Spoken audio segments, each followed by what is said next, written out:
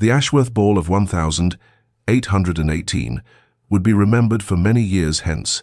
though not for the reasons its hosts had intended when they threw open the doors of their Mayfair mansion to London's glittering elite. Candlelight danced from 1,000 crystal prisms suspended from the vaulted ceiling, casting shadows that flickered and swayed in rhythm with the orchestra's lilting waltz, and the air hung heavy with the mingled scents of hothouse roses, expensive French perfumes, and the distinctive musk of ambition that always accompanied gatherings of the fashionable set. Lady Eleanor Hartley stood at the periphery of the ballroom, her gloved hands clasped before her as she observed the swirling kaleidoscope of silk and jewels, with the careful attention of one who knows herself to be present, but not quite belonging, a guest tolerated rather than celebrated. Her gown, a modest confection of pale blue muslin that her mother had painstakingly refreshed from 2 seasons prior, felt suddenly shabby beneath the chandelier's unforgiving light, though Eleanor told herself firmly that such thoughts were unworthy and revealed a vanity she had no right to possess. She was the daughter of Sir William Hartley, a baronet whose title was respectable enough, but whose coffers had long since run dry, leaving his family to navigate the treacherous waters of society with dignity as their only currency and careful economy as their constant companion. Eleanor had accepted the invitation to tonight's ball with a mixture of hope and trepidation, knowing that at 23 she was approaching the age when society would cease to consider her a prospect and begin to dismiss her as a remnant, yet unable to entirely extinguish the small flame of possibility that perhaps, somehow, this night might alter the trajectory of her modest existence. And then she saw him, Julian Ashworth, the Earl of Blackstone, standing across the ballroom like a figure conjured from the romantic novels Eleanor secretly devoured in the quiet hours of the afternoon, when her mother believed her to be practicing her needlework. He was everything the gossips claimed and more tall and broad-shouldered, with dark hair that caught the light and features carved with an almost cruel perfection, dressed in black evening clothes that proclaimed both his wealth and his studied indifference to those who might seek to impress him. Eleanor had heard the whispers, of course, the breathless speculation that accompanied the Earl wherever he ventured. 30,000 a year, at the very least, estates in 3 counties, a townhouse in Grosvenor Square, and a temperament as cold and unyielding as winter frost. He moved through the crowd with the easy arrogance of one who had never questioned his place at the apex of society's pyramid, and Eleanor felt her heart perform a traitorous flutter even as her mind counselled caution. She should not allow herself to notice him, should not permit even the shadow of hope to take root, for such foolishness led only to disappointment and pain. Yet as she watched him accept a glass of champagne from a passing footman and survey the assembled company with an expression of barely concealed boredom, Eleanor felt the weight of her own invisibility settle upon her shoulders like a familiar shawl, and she wondered, not for the first time, what it might feel like to be seen, truly seen, by someone who mattered in this glittering, merciless world. Eleanor's reverie shattered when she realized, with a jolt of disbelief that sent her pulse racing, that the Earl of Blackstone was moving directly toward her through the crowd, his dark eyes fixed upon her with an intensity that made her breath catch in her throat, and for one wild, impossible moment, she thought perhaps she had been mistaken, that surely he could not be approaching her, Eleanor Hartley of no particular consequence, when the room was filled with heiresses draped in diamonds and daughters of dukes who had been angling for his attention all season. Yet he came steadily closer, and Eleanor's hands trembled as she smoothed her modest skirts, acutely aware of every worn seam and outdated detail, even as a small, treacherous flame of hope kindled in her chest, despite all her better judgment and years of learning to expect nothing from a world that had so little to offer girls in her position. "Lady Eleanor," he said, his voice smooth as aged whiskey, and he bowed with a grace that seemed almost mocking in its perfection. "Would you do me the honor of this dance?" The words hung in the air between them, and Eleanor felt the eyes of nearby guests turn toward them with curiosity and speculation,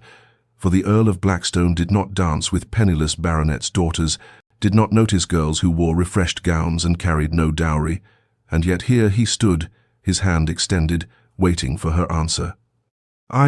"Yes, my lord," Eleanor managed, her voice barely above a whisper, and she placed her gloved hand in his, feeling the strength of his grip as he led her onto the floor, where other couples swirled in elegant circles. the orchestra's waltz washing over them in waves of sound that seemed to promise magic and transformation. For several measures they danced in silence, and Eleanor allowed herself to believe, just for those few precious moments, that perhaps the world was not as cruel as she had learned it to be, that perhaps fairy tales sometimes touched the lives of ordinary girls, that perhaps she was not invisible after all, but seen, valued, chosen. Then Julian stopped, abruptly, in the very center of the ballroom where the light from the chandeliers burned brightest, and the eyes of society focused most keenly,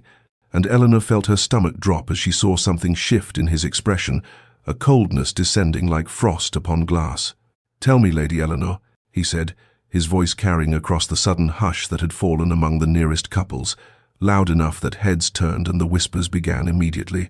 "Did you truly believe that a girl in such an unfashionable gown, from a family in such diminished circumstances, would be a suitable partner for an earl?" The words struck her like physical blows, each one carefully chosen to wound, and Eleanor felt the blood drain from her face as she stood frozen in his grip, unable to move or speak or even breathe. "Your dress is 2 seasons out of date at the very least," Julian continued, his tone almost conversational, as though he were discussing the weather rather than destroying another human being before an audience of London's elite. "And one can hardly help but wonder why someone in your position would presume to attend an event such as this, when surely you must know that charity has its limits, and pity can only stretch so far." The music continued, but the couples nearby had stopped dancing, their faces reflecting shock, fascination, horrified delight at witnessing such spectacular cruelty, and Eleanor felt something inside her shatter, all those carefully maintained defenses crumbling to reveal the raw, bleeding wound of her humiliation. She pulled her hand from his grasp, her vision blurring with tears she could not allow to fall in this place before these people, and without a word she turned and fled, her slippers carrying her through the crowd that parted before her, like a sea before a drowning woman, out of the ballroom, down the marble stairs, into the night, where the darkness could hide her shame, and the cool air could not ease the burning mortification that consumed her entirely. Eleanor sat in her modest bedroom in the narrow townhouse, her family rented in an unfashionable corner of Bloomsbury, still wearing the pale blue gown that now felt like a shroud of shame clinging to her skin, and she relived the moment again and again with the terrible clarity of fresh trauma, seeing Julian's face shift from false warmth to cold cruelty, hearing his words echo in the chambers of her mind, where they had carved themselves into permanent scars, feeling the weight of all those watching eyes that had witnessed her complete and utter destruction. She had not cried during the long carriage ride home, had not permitted herself to break even when her mother had found her sitting in the darkness and had wrapped gentle arms around her trembling shoulders. But now, alone in the hours before dawn when the world was silent and no one could hear her grief, Eleanor wept with a violence that shook her entire frame, mourning not just the humiliation, but the death of something fragile and precious she had carried within her heart. Her mother came to her at first light, bringing tea that Eleanor could not drink, and speaking soft words of comfort that could not penetrate the fortress of pain Eleanor had erected around herself, and Lady Hartley's face was lined with a sorrow that came from knowing her daughter had experienced a cruelty she could not undo, had been wounded in a way that would leave marks no surgeon could heal. By mid-morning, the rumors had already spread through London like plague through a crowded city, carried on the gleeful tongues of those who found entertainment in others' suffering, and the few invitations that had trickled toward the Hartley household ceased entirely, replaced by a silence more devastating than any spoken condemnation. Eleanor's younger sister, Catherine, barely 16 and still innocent of society's viciousness, found Eleanor in the small parlor that afternoon and asked with genuine confusion why several ladies had cut them in the park that morning. Why Mrs. Pemberton had turned away when Catherine had greeted her, and the innocent bewilderment in her sister's eyes pierced Eleanor's heart more deeply than any of Julian's calculated cruelties. She could bear her own humiliation, could survive her own pain, but the thought that her shame might taint her sister's prospects, might close doors that should have remained open to one so young and blameless, filled Eleanor with a despair so profound she felt she might drown in it. That evening, as London prepared for yet another round of balls and entertainments, from which the Hartleys were now permanently excluded, Eleanor made her decision with the grim certainty of one who has looked into the abyss and chosen survival over continued suffering. She would leave London, would retreat to Hartley Manor, the small country estate in Derbyshire that was all her father's reduced circumstances had left them, would turn her back on this glittering, merciless world that had shown her only cruelty in exchange for her tentative hope. She would bury her dreams of love and acceptance in the quiet earth of the countryside, would learn to find contentment in simplicity and solitude, and would become the spinster aunt who taught village children and tended roses, and lived a life so small and quiet that it could never again be shattered by cruel men with handsome faces and hearts of stone. And if sometimes in the darkness she grieved for the girl who had believed in fairy tales and the possibility of being chosen, she would learn to silence that grief as one learns to live with chronic pain,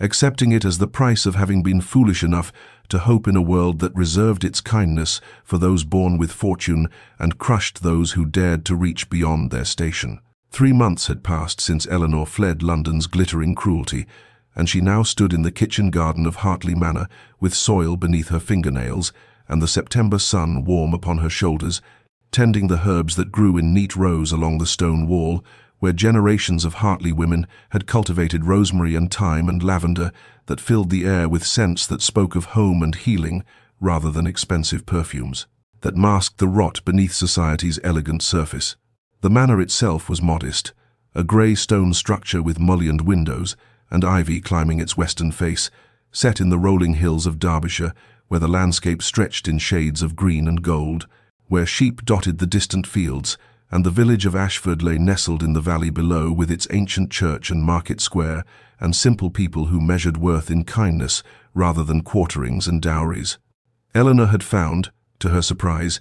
that she did not miss London's entertainments, did not long for balls and theatre, and the constant performance that society demanded. For here she could breathe without the constriction of stays laced too tight and expectations that crushed the spirit, and could walk for hours across the moors without encountering anyone who knew of her humiliation or whispered behind gloved hands about the girl who had been destroyed by the Earl of Blackstone's casual cruelty. She had taken to teaching at the village school 3 mornings each week, helping the rector's wife instruct children whose hands were rough from farm work, but whose minds were eager and bright, and she found more satisfaction in seeing a child master their letters than she had ever found in any drawing-room conversation about fashion and gossip and who would marry whom. The days had developed a rhythm that soothed her wounded heart, a pattern of simple tasks and quiet pleasures that gradually allowed the raw edges of her pain to begin scarring over, though she knew the wound would never fully heal, would always remain tender to the touch of memory. She rose with the sun and worked in the gardens, read in the afternoons from the modest library her grandfather had assembled, helped her mother with the household accounts and the preservation of fruits from their small orchard, walked the countryside until her legs ached and her mind grew quiet. And in the evenings she sat by the fire with needlework or a book, while her mother played gentle melodies on the pianoforte that was their one remaining luxury. The changing seasons marked her gradual healing, summer giving way to autumn's golden light, and Eleanor began to believe that she had successfully left that other world behind forever, had built a new life from the ruins of her old dreams, a life that might lack romance and excitement, but offered something more valuable, a peace born of accepting her place and finding contentment in what she had, rather than mourning what she would never possess. Then, on a grey October afternoon, when the first frost had touched the gardens and the wind carried the scent of wood smoke from cottage chimneys, a letter arrived from her mother, who had remained in London to chaperone Catherine through her first season, and Eleanor's hands trembled as she broke the seal and read the words that shattered her carefully constructed tranquility, for her mother wrote that the Earl of Blackstone had been making inquiries about Eleanor's whereabouts, had asked after her at 3 separate gatherings, and had seemed genuinely distressed to learn she had left London entirely, and Lady Hartley wondered if perhaps Eleanor might consider returning for the winter season if the Earl intended to make amends for his unconscionable behaviour. Eleanor read the letter twice, feeling the old anger and humiliation rise in her chest like bile,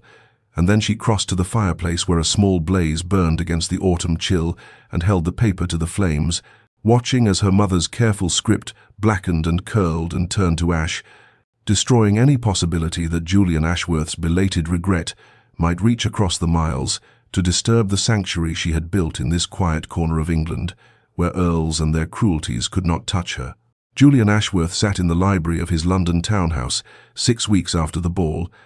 a half-empty bottle of brandy on the table beside him, and the curtains drawn against the afternoon sun that seemed too bright for the darkness that had settled into his soul. And he stared at the portrait of his father that hung above the mantelpiece, with eyes that burned from sleeplessness and shame, seeing in those painted features the same cold calculation that had driven him to destroy an innocent woman for the crime of making him feel something he had been taught to despise. His friend, Lord Marcus Weatherby, found him there in the gathering dusk and stopped in the doorway with an expression of disgust that Julian recognized as entirely deserved, for Marcus had witnessed the humiliation at the ball and had not spoken to Julian since that night, and the silence between them had been more damning than any words could have been. "You are a coward and a fool," Marcus said finally, his voice carrying the weight of a friendship that had spanned 2 decades and might not survive this moment. "And what you did to that girl was unconscionable. The act of a small man hiding his own weakness behind cruelty." Julian did not defend himself, could not find words to explain what he barely understood himself,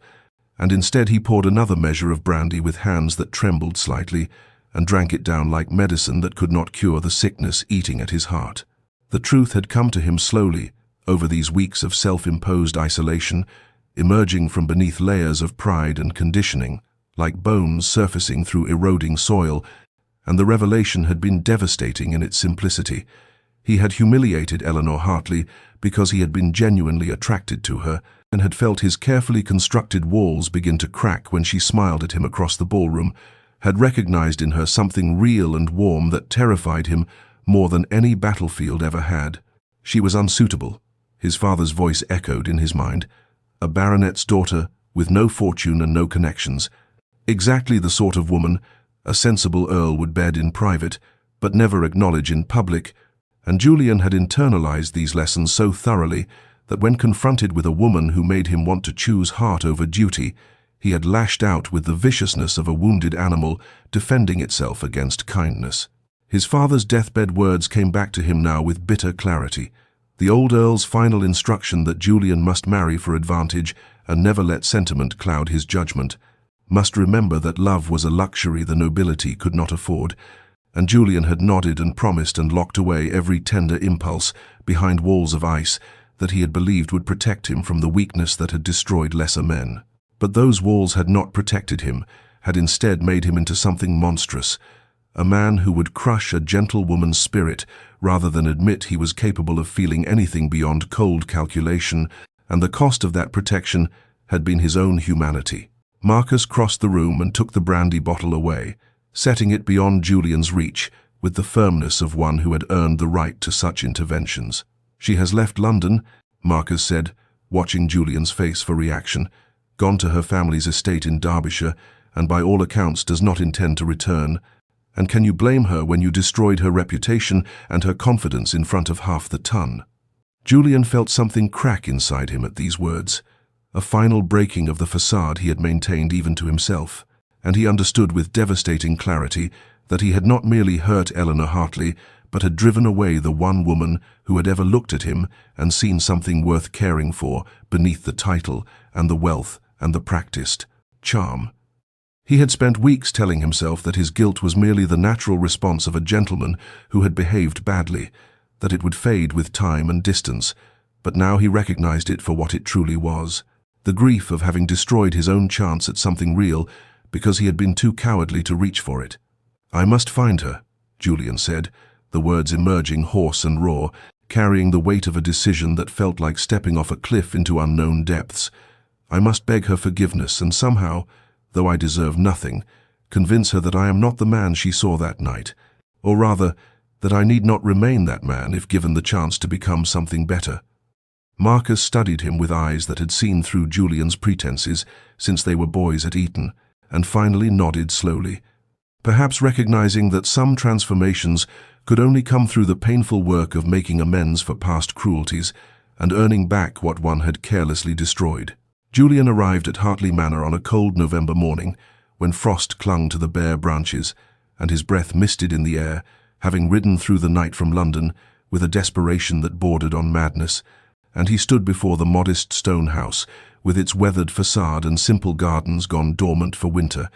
understanding that he was about to face a reckoning he had no right to expect would end in anything but rejection. The elderly housekeeper who answered his knock took one look at his face and seemed to know immediately who he was, for her expression hardened into something between contempt and pity, and when he asked to see Lady Eleanor, she told him in clipped tones that her mistress was not receiving visitors, particularly not visitors who had travelled from London with dubious intentions. Julian left a letter at the door, his hand trembling as he placed the sealed paper on the stone step, knowing that the words he had laboured over for 3 days were inadequate to express the depth of his remorse, that no arrangement of sentences could undo what he had done or convey the transformation that had begun in his soul. But he had to try, had to offer something, even if it was rejected. Eleanor stood at her bedroom window and watched him walk away toward the village, her hands pressed against the cold glass, and when the housekeeper brought her the letter, she stared at it as though it were a serpent that might strike, feeling the old anger rise in her chest alongside something more complicated, a curiosity she despised herself for feeling. She read his words in the fading afternoon light, his confession of cowardice and cruelty, his acknowledgement that nothing he could say would excuse what he had done, his plea, not for forgiveness, but simply for the chance to prove through actions rather than words that he was capable of becoming a better man, and her hands shook with anger and residual pain as she carried the letter to the fireplace and watched the flames consume his carefully penned apologies, reducing them to ash that could not hurt her again. Julian took lodgings at the Hound and Hart, the village's only inn, a modest establishment with low beams and uneven floors that the innkeeper's wife kept scrupulously clean, and he began a campaign of attempted reconciliation that Eleanor met with absolute refusal, for when flowers arrived at Hartley Manor with notes attached, they were returned unopened, and when more letters came, Eleanor burned them without breaking the seals, and when she attended Sunday service at the ancient stone church and found Julian sitting in the back pew, she gathered her skirts and left immediately through the side door, her mother following with apologetic glances at the Earl, who knelt in prayer or shame, or some combination of both. The village began to gossip, of course, for how could they not, when an Earl had taken up residence at their humble inn and seemed to have no purpose except pursuing the baronet's daughter who wanted nothing to do with him, and the speculation ranged from romantic to scandalous to pitying, though most agreed that Lady Eleanor had every right to reject the advances of a man who had, by all accounts, treated her abominably in London. Eleanor's resolve hardened with each attempted contact, her determination not to be made a fool twice, becoming an armor she wore against the tiny voice in her heart that wondered what it meant that he had come so far and stayed so persistently, for she told herself that this was merely the whim of a wealthy man unused to being denied anything he desired, that his interest would fade once the novelty of rejection wore thin, that she would not allow his belated regret to disturb the peace she had worked so hard to build from the ruins of her shattered confidence. Weeks passed, and winter settled over Derbyshire with quiet determination,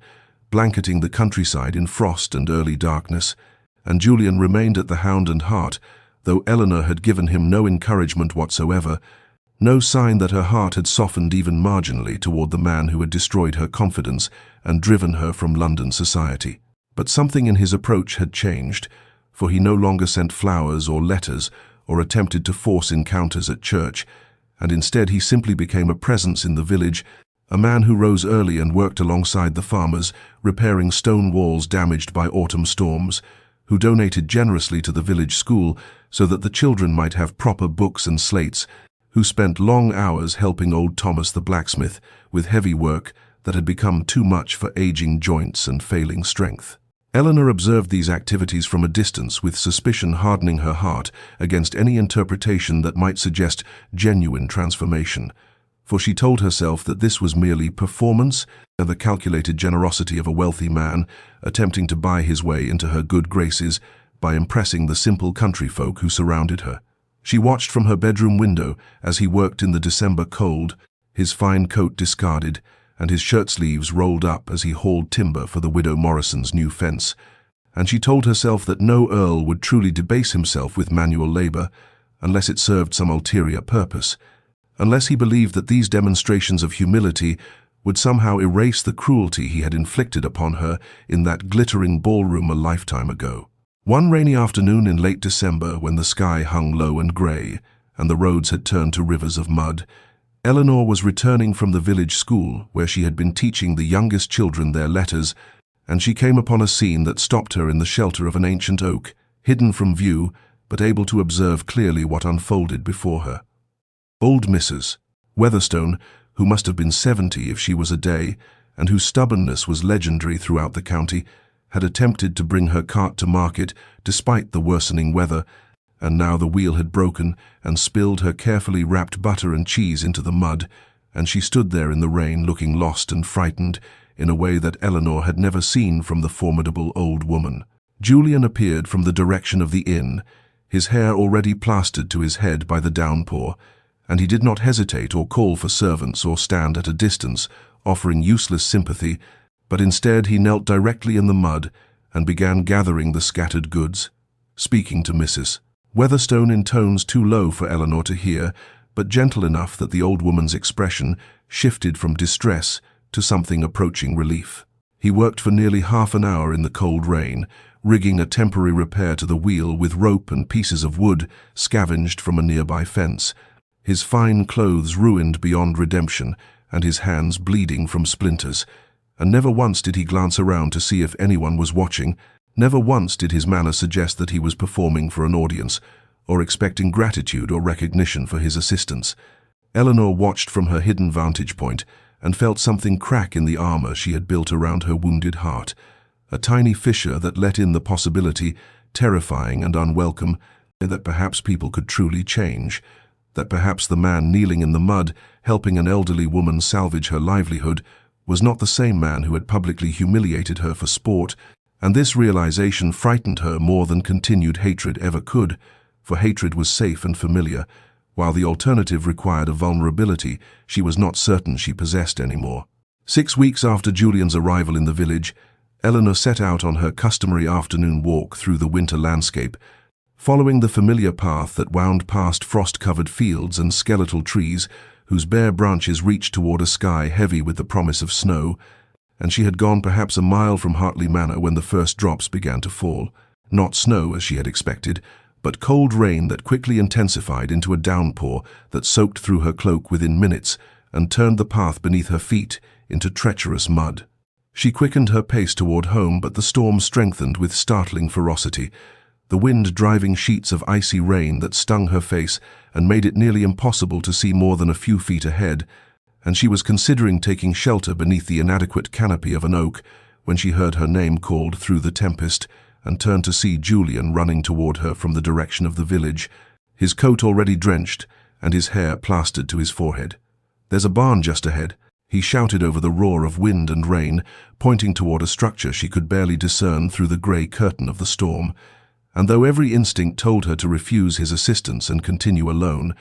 the rational part of her mind recognized that she would be soaked to the bone and possibly ill if she attempted to reach home in such weather. So she nodded once and allowed him to guide her toward the shelter without taking the arm he carefully did not presume to offer. The barn belonged to the Hendersons, she knew, and it smelled of hay and animals and dry wood as they stumbled inside, both of them dripping and shivering in the sudden silence that fell when Julian pulled the heavy door closed against the storm. He immediately removed his coat and held it out to her, but Eleanor shook her head with icy politeness, saying, "I am quite well, my lord," though her teeth chattered and her hands trembled from cold and from the terror of finding herself alone with him for the first time since that dreadful night in London. "You are soaked through," Julian said quietly, his voice holding none of the arrogance she remembered, only concern and a careful humility that somehow made her angrier than hauteur would have. "Please, Lady Eleanor, I know you despise me, and you have every right to do so, but do not let your justified hatred lead to illness out of pride." She took the coat with stiff fingers and wrapped it around her shoulders, hating that it was warm from his body and that the warmth felt like mercy she did not wish to accept from him, and they stood in awkward silence, broken only by the drumming of rain on the barn roof and the occasional rumble of thunder that suggested the storm would not pass quickly. "I do not despise you," Eleanor heard herself say, the words emerging before she could stop them, formal and measured and utterly untrue. I simply wish you would leave me in peace and return to whatever life you had in London before you developed this peculiar obsession with seeking absolution for sins that cannot be forgiven." Julian flinched as though she had struck him. And good, she thought,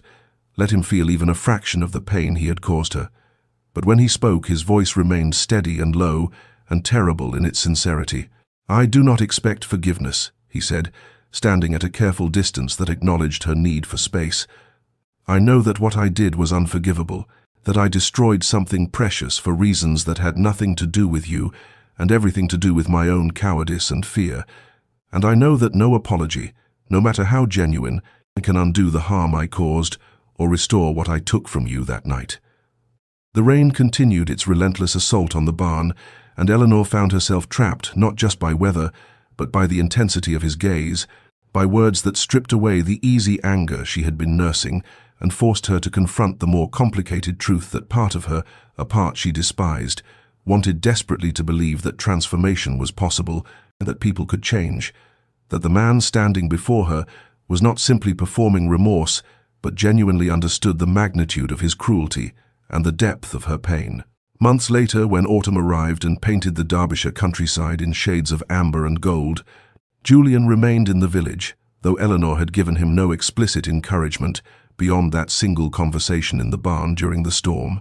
and something in the quality of their interactions had shifted in ways so subtle that Eleanor almost did not notice at first, for there were small moments now that accumulated like fallen leaves, a nod when she encountered him at the market where he was purchasing supplies to repair the village school's roof,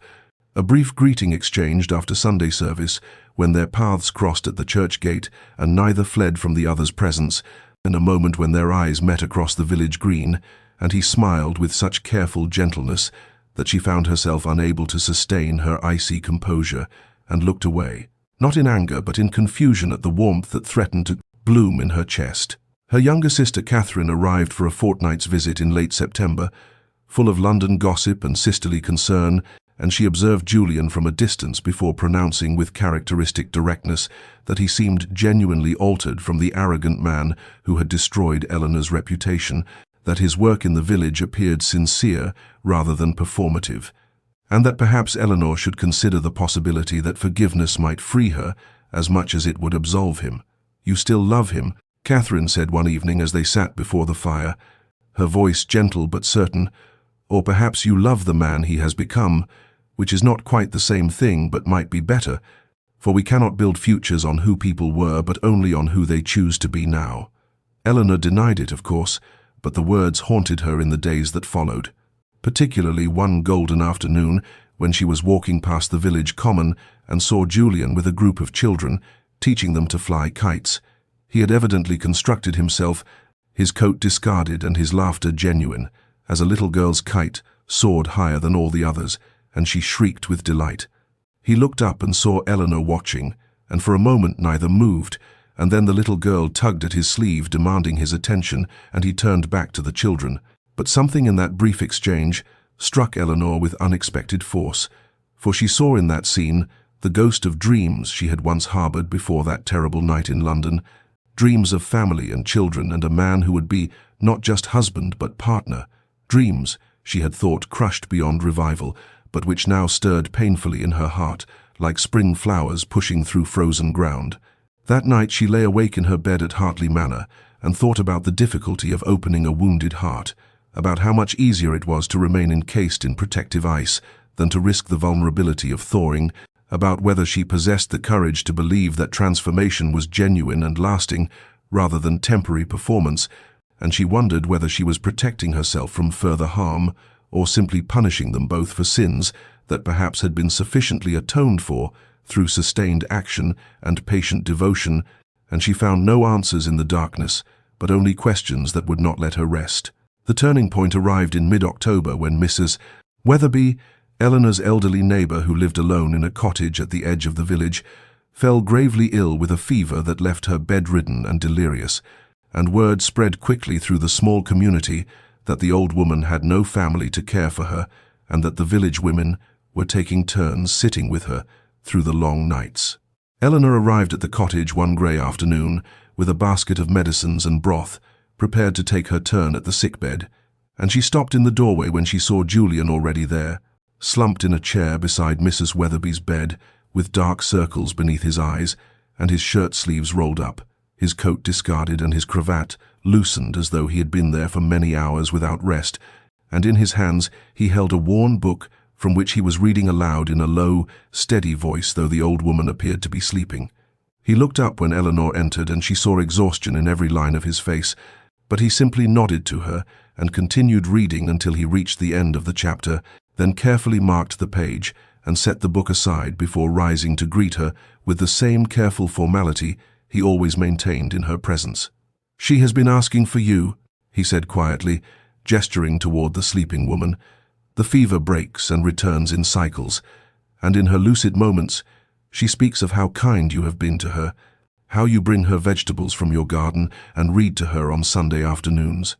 Eleanor moved to the bedside and placed her hand on Mrs. Weatherby's forehead, finding it still too warm but perhaps not as burning as it had been according to the reports she had heard, and she turned to Julian with a question in her eyes about how long he had been maintaining this vigil. 3 days, he admitted. "The doctor says the crisis should pass soon if we can keep her comfortable and make sure she takes liquid, and I thought perhaps I could be of some use here, since there is little else I can offer this village that has shown me such unexpected grace, despite knowing what I am and what I have done." They worked together through the precipice afternoon and into the evening, Eleanor preparing poultices and spooning broth between the old woman's cracked lips, while Julian changed soiled linens and fetched water, and performed all the unglamorous tasks of sickroom nursing without complaint or hesitation. And there was something profoundly intimate about this quiet companionship, this shared purpose that required no words but only steady presence and gentle hands. And Eleanor found herself observing him with new eyes as he carefully lifted Mrs. Weatherby to help her drink, supporting her frail weight with a tenderness that seemed to come from some deep well of compassion she had not imagined he possessed. When the fever finally broke near midnight and the old woman fell into peaceful sleep, Eleanor felt tears of relief and exhaustion sting her eyes, and Julian saw them and handed her his handkerchief without comment, and she took it and pressed it to her face and allowed herself to feel the weight of the past months, the slow thawing of her frozen heart, the terrifying possibility that perhaps transformation was real and redemption was possible, and that the man standing beside her in this humble cottage was genuinely altered from the cruel aristocrat who had destroyed her in the glittering ballroom. "Thank you," she said when Mrs. Weatherby had been settled comfortably and they stepped outside into the cool autumn night, and they were the first words of genuine warmth she had spoken to him since that day in the barn, and she saw something shift in his expression, hope kindling like a fragile flame that he dared not acknowledge too openly for fear of extinguishing it. They walked together through the autumn woods toward Hartley Manor, not touching but moving in companionable silence, broken only by the rustle of fallen leaves beneath their feet, and when they reached the place where their paths would diverge, Julian spoke with careful deliberation about his own loneliness, about how that terrible night in London had become the defining moment of his life, not because of what he had done, but because of what it had revealed about the man he had been and the man he desperately wanted to become, about how every day in this village had been both penance and transformation, suffering and grace intertwined, and Eleanor listened with her heart slowly unfreezing, like ice yielding at last to the persistent warmth of spring. Winter approached with the first frost silvering the bare branches and meadows of Derbyshire, and in those shortened days Eleanor and Julian developed a cautious friendship that grew like careful stitches mending torn fabric, for their walks together became regular occurrences that the village noted with gentle approval rather than scandal, and they discussed books with the easy familiarity of kindred spirits, debating philosophy and poetry as they traversed familiar lanes now edged with ice, and Eleanor found herself sharing hopes she had thought buried forever, while Julian spoke of his own dreams with a vulnerability that seemed impossible from the arrogant Earl who had once measured all things by wealth and status. He never presumed anything beyond friendship, never reached for her hand or spoke words of romantic intention, and this restraint paradoxically drew her closer to him than any passionate declaration might have done, for she understood that he was allowing her to set every boundary and control every step of their progression, and there was profound respect in that patience. One snowy evening in late November, Eleanor's mother extended an invitation for Julian to dine at Hartley Manor, and he arrived bearing no extravagant gifts, but only a small book of pressed wildflowers he had collected throughout the autumn, each bloom carefully labelled with the date and location where he had found it, and Eleanor's mother observed them both throughout the meal, with eyes that saw what perhaps Eleanor herself was still reluctant to acknowledge. The way Julian's gaze followed her daughter with careful tenderness, the way Eleanor's laughter came more freely than it had in years, the subtle dance of two people finding their way back to wholeness through each other's presence. After dinner, they sat before the fire in the drawing room, while Eleanor's mother retired with knowing grace, leaving them alone in the warm circle of firelight, and they talked late into the night as snow fell steadily beyond the frosted windows, and Julian spoke with raw honesty about the depth of his self-loathing in the months after that terrible ball, about how his father's deathbed insistence that an earl must marry for advantage rather than affection had poisoned his thinking, about how he had destroyed the one person who had genuinely moved his heart because he had been too cowardly to defy expectations and too arrogant to recognize that true worth had nothing to do with fortune or consequence. Eleanor listened without interruption, watching the play of firelight across his face as he laid bare the darkest corners of his soul. And when he finished speaking, she found herself sharing her own pain in return, not just the humiliation of that night, but the deeper wound of having believed herself unworthy of love, of having internalized society's judgment that she was somehow less because her dowry was modest and her family's estate small. And she spoke of her gradual healing here in the country, of learning to value herself, not through others' eyes, but through her own recognition of her inherent worth. And Julian listened with such fierce attention that she felt truly seen, perhaps for the first time in her life,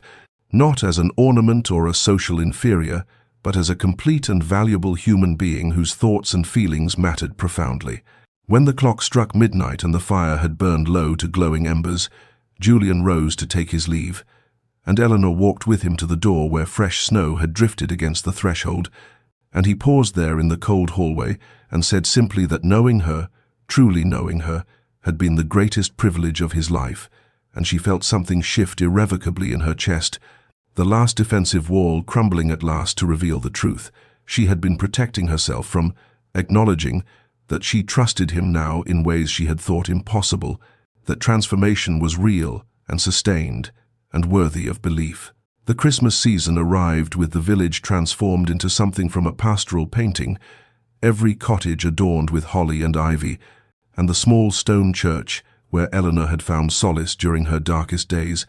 now glowed with candlelight as the community gathered for the traditional celebration that marked the heart of winter, and Eleanor attended in a gown of deep green velvet that her mother had sent from London, simpler than the fashions she had once worn, but infinitely more suited to the woman she had become. And when Julian arrived and saw her standing near the altar arranging evergreen boughs, something passed across his face that made her breath catch, a look of such profound tenderness that she had to turn away to compose herself. They attended the celebration together, and though they maintained proper distance as always, the village noted their companionship with gentle speculation that Eleanor could feel like a warm current beneath the surface of every conversation, and she found she did not mind it as she once would have, for these people had shown her only kindness and had accepted Julian's presence among them with the generosity of those who understood that redemption was possible for any soul willing to pursue it with genuine intent. After the service, when mulled wine and sweet cakes were shared in the church hall and children ran laughing between the adults, Julian drew Eleanor aside into the quiet sanctuary of the empty church, where candles still flickered on the altar and the scent of pine and beeswax hung heavy in the cold air. And there in that sacred space he asked the question she had been both hoping for and dreading, whether she might ever forgive him fully, whether the shadow of that terrible night would always stand between them, whether she could imagine a future in which they might be more than the careful friends they had become. Eleanor stood in the circle of candlelight and felt the question penetrate to her very core, forcing her to confront the truth she had been avoiding for weeks now, and she recognized with painful clarity that she had already forgiven him, that the forgiveness had crept in gradually through accumulated evidence of his transformation, through his patience and humility and the countless small kindnesses he had shown, not just to her, but to everyone in this village who had given him the grace of their acceptance. But forgiveness and trust were different countries, separated by a vast and treacherous sea, and she did not know if she possessed the courage to make that crossing. "I have forgiven you," she said quietly, watching his expression shift from hope to something more complex. "But I do not know yet if I can trust you with my heart again, for you held it once before and you crushed it without hesitation, and though I believe you are changed, though I see the evidence of that change every day, there is still a part of me that remembers the pain and fears that perhaps this is all performance, that perhaps when tested you will revert to the man you were, and I will find myself destroyed once more." Julian listened without defensiveness, and when she finished he simply nodded and said that he understood, that he had no right to ask for more than she could give, that he would wait however long it required for her to feel safe enough to risk her heart again. And there was such genuine acceptance in his words that Eleanor felt tears sting her eyes, for she knew in that moment that a man who could hear her fear without trying to dismiss or minimize it, who could honor her boundaries without resentment, was a man fundamentally different from the one who had humiliated her in that ballroom. They returned to the celebration together, and the evening passed in warmth and community. And that night, when Eleanor lay in her bed watching moonlight silver the frost on her window, she acknowledged the truth that had been growing in her heart for months now, the terrifying and wonderful reality that she had fallen in love with the man Julian had become, that she loved his gentleness and his humor, and the way he listened as though her words were treasures, that she loved the patience he had shown, and the genuine remorse he carried not as performance, but as transformation. But alongside that love lived fear, the wounded animal part of her that remembered betrayal and could not quite believe that safety was possible. And she knew that before she could fully open her heart, she would need to find the courage to choose vulnerability again, despite every reasonable argument against it. Early spring arrived with tentative warmth that coaxed the first crocuses from the still cold earth, and it had been nearly a year since Julian first appeared in the village, seeking redemption, a year of gradual transformation that Eleanor could measure in accumulated moments of trust and understanding, and it was in this season of renewal that an unexpected letter arrived bearing the London postmark and the familiar handwriting of Lady Catherine Pemberton, one of the few friends who had not abandoned Eleanor after that terrible night, and the invitation was to a ball at the Pemberton residence, with a note expressing Catherine's hope that Eleanor might finally return to society, if only for a single evening among those who truly valued her. Eleanor's first instinct was to decline, as she had declined all such invitations over the past months, to remain safely in the country where her life had been rebuilt and her heart carefully protected, but something in Catherine's words stirred an old longing that she had thought buried forever, the desire not to hide from her past, but to confront it on her own terms. And when Julian learned of the invitation during one of their afternoon walks through the awakening countryside, he paused beside a hedge newly green with spring growth and spoke with careful gentleness about whether perhaps she might consider accepting, not for society's sake but for her own, and to reclaim what had been taken from her that night, to prove to herself that she could stand in those glittering rooms no longer as a victim, but as a woman who knew her worth regardless of others' judgment. Eleanor's immediate response was fear that rose sharp and familiar in her chest, the remembered sensation of hundreds of eyes watching her humiliation, and she spoke of this fear with a vulnerability that would have been impossible a year ago, explaining that she did not know if she possessed the courage to place herself once more in that world where she had been so thoroughly destroyed. And Julian listened without trying to persuade or dismiss her concerns, and then he said something that shifted everything, that perhaps the fear itself was reason enough to go, that running from what frightened us gave it permanent power over our lives, while facing it with support and preparation could transform terror into triumph. They discussed her fears during long conversations over the following weeks, as daffodils bloomed in golden profusion and the village celebrated the lengthening days, and Julian offered to escort her if she wished, to stand by her side in those ballrooms where he had once wounded her so terribly. But he emphasized that the choice was entirely hers, and that there would be no judgment from him regardless of her decision, and this freedom to choose without pressure paradoxically made the possibility seem less daunting, for she recognized that returning to London would be an act of reclamation rather than submission, a declaration that she would not allow one terrible night to define the boundaries of her entire existence. Eleanor made her decision on a morning when apple blossoms fell like snow across the orchard, and she had been teaching at the village school, watching her students tackle difficult lessons with the kind of courage that came from not yet knowing all the ways the world could wound them,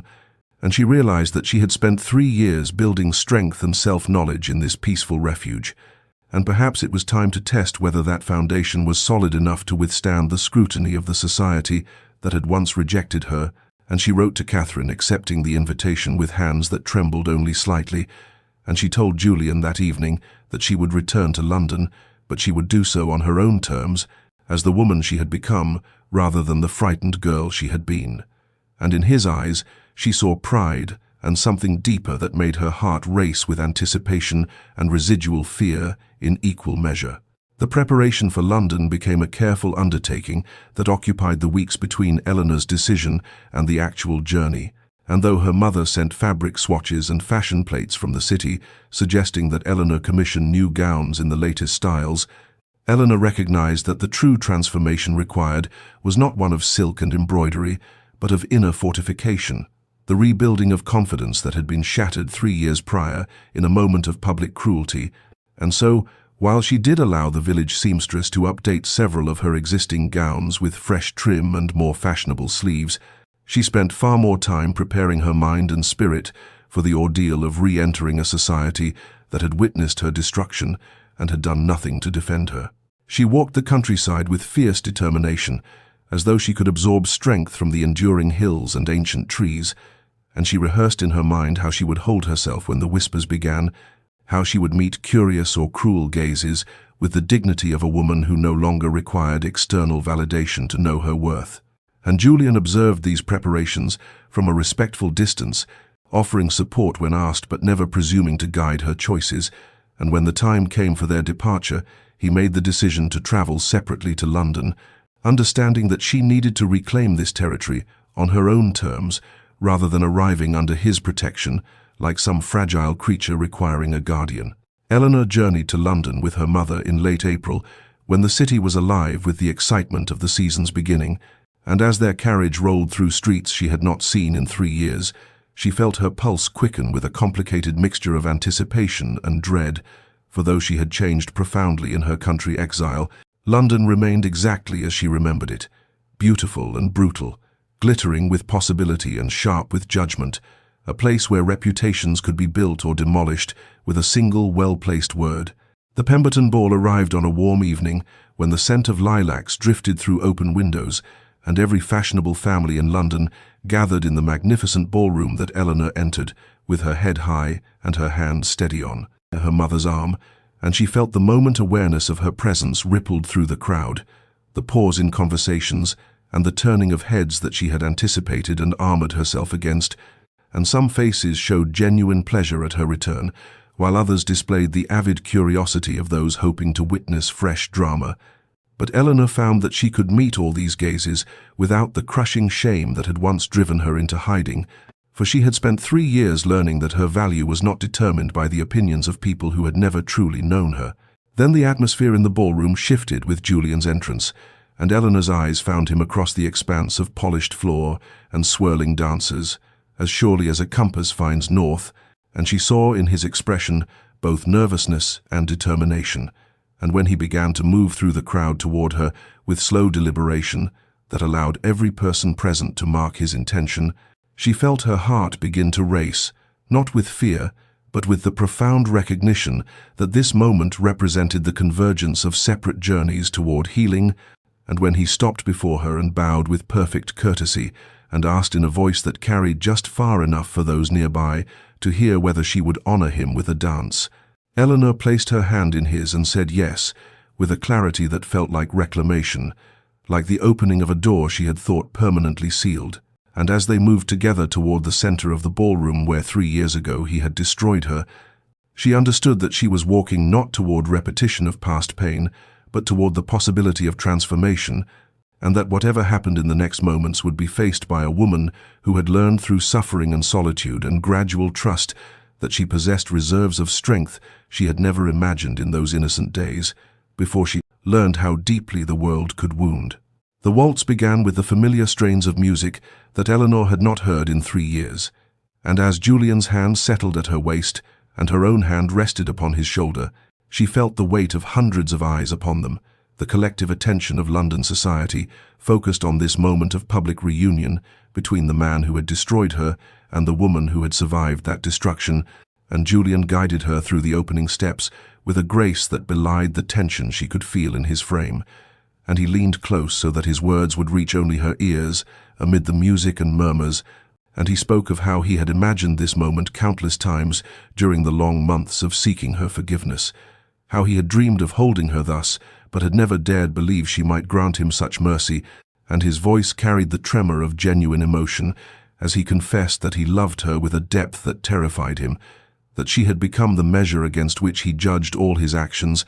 asking himself before each decision whether he was being the man worthy of Eleanor Hartley or merely the coward who had wounded her. And Eleanor's heart pounded so forcefully she thought, surely he must feel it where their hands joined, and she wanted to respond and to tell him that she too had traveled an unexpected journey from hatred through grudging respect to something that felt remarkably like love. But before she could form the words, Julian began to slow their movements, guiding them toward the center of the ballroom, where the crowd was thickest and the watching eyes most numerous, and Eleanor felt a sudden clutch of fear as memory overlaid the present moment with the ghost of that terrible night 3 years past. For it was in precisely this location that he had stopped their waltz before and spoken those cruel words that had shattered her world, and her breath caught and her steps faltered as Julian brought them to a complete stop, exactly where they had stood when he destroyed her. And for one terrible instant, Eleanor thought she might have been wrong about everything, that this entire year of careful courtship had been merely an elaborate setup for some new and more devastating humiliation. But then Julian took both her hands in his and turned to face not her but the assembled crowd, and his voice when he spoke was clear and carrying, pitched to reach every corner of the now silent ballroom, and he said that 3 years ago, in this very spot, he had committed an act of such profound cruelty that it haunted his every waking moment, that he had publicly humiliated a woman of extraordinary grace and goodness, because his own cowardice and pride had made him lash out at the very qualities that attracted him, and he declared before all these witnesses that Lady Eleanor Hartley was the finest woman he had ever known, possessed of a strength and dignity that his own actions had tested but could not break, and that he stood before them not to ask their forgiveness, for that was not theirs to grant, but to acknowledge publicly the harm he had done and the profound unworthiness he felt in her presence, and the ballroom remained frozen in shocked silence, as Eleanor felt tears begin to slip down her cheeks. But these were not the tears of humiliation she had shed in this place before. These were tears of release and healing, the salt water that washed away the last residues of shame and fear. And when Julian turned back to her with eyes that held both hope and terror, she found she could not speak past the emotion that closed her throat, but she squeezed his hands in silent answer, and around them the whispers began to rise like wind through autumn leaves. Some scandalized, and some moved, but Eleanor discovered in that moment of public vulnerability that she no longer cared what any of them thought, for she had reclaimed not just her place in these glittering rooms, but something far more valuable, the certainty of her own worth, and the courage to believe that even the deepest wounds could heal when met with genuine remorse and patient love. The aftermath of the ball rippled through London society with the force of a stone cast into still water, and in the days that followed, Eleanor found herself the subject of intense speculation and divided opinion, for some members of the Ton viewed Julian's public apology as a scandalous display of emotion, unbecoming an earl, while others whispered that it had been the most romantic gesture witnessed in years, and there were those who had abandoned Eleanor 3 years prior, who now sought to renew their acquaintance as though nothing had ever transpired, extending invitations and making overtures of friendship that Eleanor received with polite distance, for she had learned during her exile which relationships possessed genuine substance and which were merely the fair-weather connections of convenience, and she discovered to her own surprise that their opinions no longer held power over her sense of worth, that the approval or disapproval of people who had shown themselves lacking in loyalty could not touch the core of self-knowledge she had built during those quiet years in Derbyshire. Julian's public acknowledgement of his cruelty had shifted the narrative in ways both subtle and profound, transforming Eleanor in the eyes of society from a woman who had been justly put in her place to a woman who had been grievously wronged and who had shown remarkable grace in accepting an apology that many deemed insufficient for the offense. And while this reassessment brought a measure of social rehabilitation, it was not this external validation that mattered to Eleanor, but rather the internal realization that bloomed in her heart in the quiet moments after the ball, the recognition that she was ready to trust Julian fully, to believe not just in his remorse, but in the fundamental transformation she had witnessed over the course of their year together. The weeks that followed brought a courtship unlike any Eleanor had imagined in her girlish dreams before the world had taught her about pain and healing, for Julian courted her with a patience and attentiveness that spoke of deep respect rather than mere passion, and they walked together through Hyde Park in the soft light of May mornings when the world seemed freshly made and full of possibility. And he took her to the theatre where they sat in his box and discussed the performances with an ease that came from genuine intellectual companionship, and they spent evenings in quiet drawing rooms, engaged in conversations that ranged from poetry to philosophy to the small observations about human nature that revealed how thoroughly they had come to know one another's minds and hearts. Julian understood that true courtship required earning the trust not just of Eleanor but of her entire family, and so he called upon her mother with respectful regularity and engaged Eleanor's younger sister in conversations about her interests and hopes, and he made no presumptions about his welcome, but rather built his place in their lives through accumulated acts of consideration and genuine care.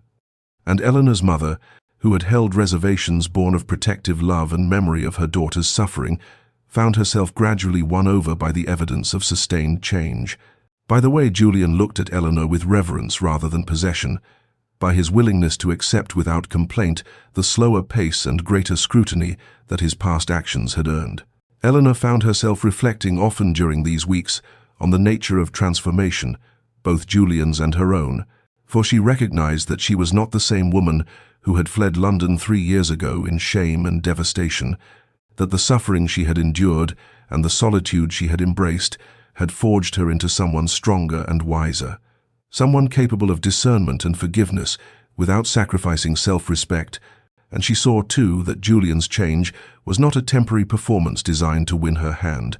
but rather a fundamental reordering of his values and priorities, evidenced not just in grand gestures, but in the small daily choices he made about how to treat every person he encountered, from the highest-ranking peer to the servant who brought his tea, and she understood that they were both walking toward a future built not on the shallow foundations of initial attraction or social advantage, but on the deeper bedrock of mutual respect and hard-won understanding. And this knowledge filled her with a quiet joy that felt more substantial and enduring than any emotion she had experienced in those innocent days, before the world had taught her that love worth having must be tested and proven and chosen, with open eyes and a heart that had learned the difference between pretty words and genuine devotion. Late spring arrived with the particular softness that belongs to early June, when the English countryside seems to hold its breath between the vigor of new growth and the drowsy abundance of summer, and it was in this season of gentle transition that Julian came to Hartley Manor with a purpose that Eleanor sensed the moment she saw him standing in the garden where she had once sought refuge from her devastation, and the same garden where she had walked endless circles trying to convince her broken heart that it might someday beat without pain. And now here stood the man who had caused that breaking, transformed by time and genuine effort into someone she had come to love with a depth that still surprised her in quiet moments. And Julian held his hat in his hands, and there was a tremor in his fingers that spoke of nervousness, despite all the challenges he had already faced in winning her trust. And he asked if she might walk with him among the roses that were just beginning to unfurl their petals in shades of cream and blush and deepest crimson. And Eleanor took his offered arm, and they moved through the garden paths in a silence that held anticipation rather than discomfort, until Julian stopped beneath an arbor heavy with climbing roses, whose perfume sweetened the air around them, and he turned to face her with an expression that combined hope and fear, and a love so evident that Eleanor felt her breath catch even before he began to speak. And his words, when they came, were not the practiced speech of a man making a grand romantic gesture, but rather the halting, honest confession of someone offering the truth of his transformed heart. And he said that he had spent 3 years learning to be worthy of her. 3 years understanding that true change required not dramatic proclamations, but the patient daily work of becoming better, and he acknowledged that he could never erase what he had done to her in that ballroom, that the memory of his cruelty would always stand as a testament to the man he had been and a reminder of the man he must never be again. And then he knelt there in the garden dirt, heedless of his fine clothes, and asked if she would consent to marry him. Not because of his title or wealth or the social advantages such a union might bring, but because he loved her with every particle of his being, and would spend the remainder of his days striving to deserve the gift of her presence in his life. And Eleanor looked down at this man who had destroyed her and then rebuilt both himself and her faith in the possibility of redemption. And she realized that her answer had been forming throughout all the months of watching him prove, through sustained action, that people could indeed transform themselves when motivated by genuine remorse and love. And she said yes, not because she had forgotten the past, but because she had seen him face it unflinchingly and choose to become someone different, someone worthy of trust and love. And the second chance that she now understood required courage from both the one who granted it and the one who received it. And Julian rose and took her hands with a gentleness that seemed to acknowledge the preciousness of what she was giving him, and they stood together beneath the roses, planning not a grand society wedding designed to impress the ton, but rather a simple ceremony focused on the only thing that truly mattered, the love that had been earned through patience and forgiveness, and the willingness of two people to believe that even the deepest wounds could heal when met with genuine devotion and the passage of time. Summer arrived at Hartley Manor with the particular radiance that belongs to late June, when the English countryside seems to glow with an almost otherworldly beauty, and it was on such a day 3 years after the humiliation that had nearly destroyed her that Eleanor stood in the small stone chapel that had witnessed generations of Hartley family occasions, preparing to bind her life to the man who had once been her greatest source of pain and had become her most profound source of joy. And the chapel was filled, not with the glittering throngs of London society, but rather with those whose presence held genuine meaning, her family and the village friends who had sustained her through the darkest period of her life. And Julian's small circle of true companions, who had witnessed his transformation and supported it without judgment. And as Eleanor walked down the short aisle on her father's arm, she was acutely aware that she was not the frightened girl who had once trembled at the opinions of people who valued appearance over substance, but rather a woman who had learned through suffering and healing to know her own worth independent of external validation. And she wore a gown of simple elegance in cream silk that needed no elaborate ornamentation, because she herself had become the adornment, her face radiant with a happiness that came from choosing love with open eyes, and a heart that had been broken and mended stronger than before. And when she reached the altar where Julian waited, she saw in his expression a reverence that spoke of his understanding of the gift she was giving him, the trust that he had spent 3 years earning through patient action rather than empty promises. And the vicar began the ceremony with words about the sacred nature of marriage and the commitment required to build a life together. But Eleanor barely heard the traditional phrases because she was focused entirely on Julian's face and the tears that gathered in his eyes as he looked at her. And when the moment came for vows, Julian spoke not the standard words but rather a promise he had written himself, pledging to spend every remaining day of his life striving to be worthy of her faith in him and to honor her strength and gentleness, to build with her a partnership founded on mutual respect and the understanding that love worth having must be tended carefully and protected fiercely. And Eleanor's own vows acknowledged the journey they had traveled together, the pain that had been transformed into growth, the broken trust that had been rebuilt stronger through genuine effort and time, and she promised to walk beside him, not as his subordinate, but as his equal partner, in creating a life that honored both the lessons of their difficult past and the possibilities of their shared future. And when the vicar pronounced them husband and wife, and Julian kissed her there in that simple chapel, filled with people who genuinely loved them both,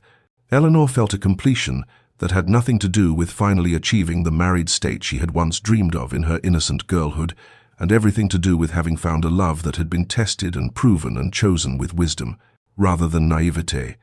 and the celebration that followed was warm and genuine, with no pretense or performance, just food and laughter, and the simple joy of people who cared for one another, gathering to witness the beginning of a marriage that everyone present understood had been earned rather than simply arranged. And as evening approached, and Eleanor and Julian prepared to depart for the first night of their married life, they stood for a moment, looking back at the chapel and the manor and the gardens where so much of their story had unfolded, and Julian took her hand and said softly that they would divide their time between London and the country, creating a life that drew on the best of both worlds. And Eleanor smiled and squeezed his hand, knowing that wherever they went, they would carry with them the knowledge that they had built something rare and precious, a love founded not on the shallow attractions of youth, but on the deeper bedrock of respect and genuine transformation, and the courage required to believe that even the most profound wounds could heal when met with patience and unwavering devotion. 5 years had passed since that summer wedding at Hartley Manor, 5 years that had transformed the careful hope of newlyweds into the settled contentment of a marriage that had been tested before it even began, and had therefore been built on foundations deeper than most couples ever knew. And it was on an autumn afternoon in 1826 that Eleanor stood at the window of their country estate, watching her 2 young children play in the gardens, where she had once walked alone, nursing wounds she had thought would never heal, and her daughter Catherine, who was 4 years old, with her father's dark hair and her mother's thoughtful eyes, was attempting to teach her younger brother Thomas the proper way to hold a book, even though at 2 he was far more interested in turning pages to hear the satisfying rustle than in the stories they contained. And Eleanor felt her heart expand, with a happiness so profound it still surprised her in moments like these, when she paused to consider the life she had built from the ashes of her humiliation, and she heard the sound of hoofbeats, and turned to see Julian riding up the lane from the village, where he had spent the afternoon, helping to repair the school roof, because despite his title and wealth, he had never forgotten the lessons he learned during those 3 years of proving himself worthy. And he dismounted, and immediately scooped up both children, who shrieked with delight at their father's arrival, and Eleanor walked out to greet them, and Julian looked at her over the children's heads with an expression that still held wonder, as though he could not quite believe his good fortune in being granted this second chance at happiness. And later, after the children had been fed and bathed, and tucked into their beds with stories and kisses, Eleanor and Julian sat together in the library, where a fire crackled against the autumn chill, and they spoke, as they often did, of the ordinary concerns of their shared life, estate matters, and the children's education and plans for the winter months. But then Julian grew quiet, and reached for Eleanor's hand, and said that he had been thinking about that night at the Ashworth ball, and how it had been 8 years since he had destroyed her with his cruelty, and Eleanor felt the old pain stir briefly, like an almost healed wound touched gently. But when she looked at Julian, she saw not the arrogant Earl who had humiliated her, but rather the man who had spent years learning to be better, and who still worked every day to deserve the gift of her love. And she told him that she had been thinking of it too, but not with anguish anymore, rather with a kind of grateful recognition that sometimes the worst moments of our lives become the catalysts for the most profound transformations. And Julian's eyes grew bright with unshed tears as he said that he would never stop being sorry for causing her pain, but that he was also grateful in a way he could barely articulate, because that terrible night had forced him to confront the man he had been and choose to become someone different. And Eleanor squeezed his hand and said that their story had become proof to her that people truly could change when motivated by genuine remorse and love, and that wounds could heal when met with patience and sustained devotion. And they sat together in comfortable silence as the fire burned low and the house settled into evening quiet around them. And through the window Eleanor could see the stars beginning to appear in the darkening sky, the same stars that had looked down on her during those terrible months after her humiliation, when she had believed her life was effectively over. And she marveled at how impossible it would have seemed then to imagine this moment of peaceful domestic happiness, this life built with the very man who had broken her. And she understood with complete clarity that their love was stronger precisely because it had been earned rather than easily given, tested rather than assumed, chosen daily rather than taken for granted. And as Julian kissed her good night and they prepared to retire, She felt a completeness that had nothing to do with fairy tale endings and everything to do with the quiet satisfaction of a life lived with intention and the courage to believe in transformation, even when the evidence against it seemed overwhelming. Dear listener, as we close the pages of Eleanor and Julian's story, we must pause to consider what their journey reveals about the nature of transformation and forgiveness, and the extraordinary courage required to believe that people can change, even when they have wounded us most deeply. For this is not merely a tale of romance restored, but rather a profound meditation on what it truly means to earn redemption through sustained action rather than empty promises. And perhaps you who are listening have yourself experienced wounds that seemed impossible to heal, or have been the one who inflicted pain and now seeks to make amends. And if so, then let Eleanor and Julian's story serve as testament to the truth that transformation requires not grand gestures made in moments of passion, but rather the patient accumulation of small choices made consistently over time, the willingness to remain present even when immediately forgiven seems impossible, the humility to accept that some wounds take years to heal and that this timeline must be respected rather than rushed, and understand, too, that forgiveness is not weakness, but perhaps the greatest strength we possess as human beings, the ability to look clearly at the damage done to us and choose nevertheless to believe in the possibility of change, though this forgiveness must never be confused with foolishness. For Eleanor did not forgive Julian because of pretty words or momentary remorse, but rather because she witnessed 3 years of genuine transformation, saw him become through deliberate effort a man worthy of the trust she had every right to withhold. And this distinction matters profoundly because second chances must be earned through action rather than demanded through expectation, and the love that Eleanor and Julian built together was stronger precisely because it had been tested before it even began, founded not on the shallow attractions of physical beauty or social position, but on the deeper bedrock of mutual respect and the shared understanding that they had both been transformed by their journey through pain toward healing. And perhaps you face tonight a wound that seems too deep to mend or stand on the other side, hoping desperately to prove yourself changed to someone you have hurt. And if so, then let this story remind you that healing is possible but never easy, that it requires time and patience, and the willingness to believe that we are not forever defined by our worst moments, but can, through genuine effort, become better than we have been. And may you find the courage, whether you are the wounded or the one who has wounded, to engage in the difficult work of transformation and forgiveness, to trust that even the most profound breaks can be mended when met with sustained devotion and authentic change. And may you rest tonight in the knowledge that your story, like Eleanor and Julian's, is still being written, and that the possibility of redemption and healing remains available to all who are willing to pursue it with honest hearts and patient hands. And if this story has moved you, then please subscribe to Enchanted Chronicles, where we share tales of love and transformation and the enduring human capacity for growth. And may you find peace in whatever storms you weather and courage for whatever journeys lie ahead. For the stars that shine above us tonight are the same stars that witnessed Eleanor's tears and her eventual joy, eternal witnesses to the truth that even our darkest nights can give way to unexpected dawn.